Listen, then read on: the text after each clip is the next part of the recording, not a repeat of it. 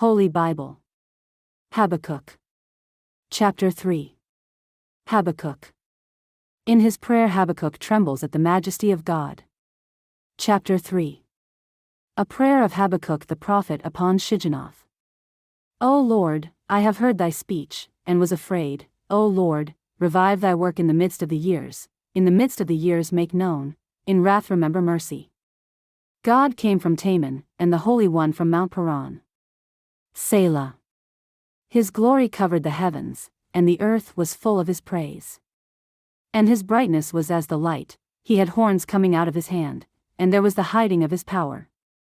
Before him went the pestilence, and burning coals went forth at his feet.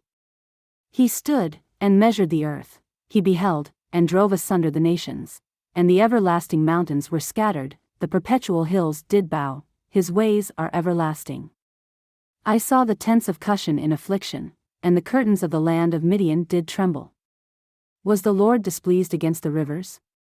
Was thine anger against the rivers?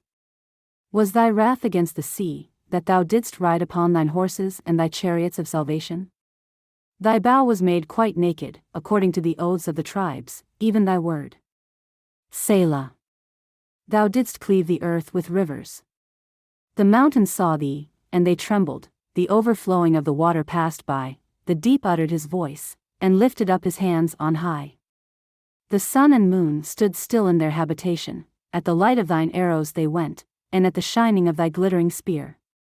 Thou didst march through the land in indignation, thou didst thresh the heathen in anger.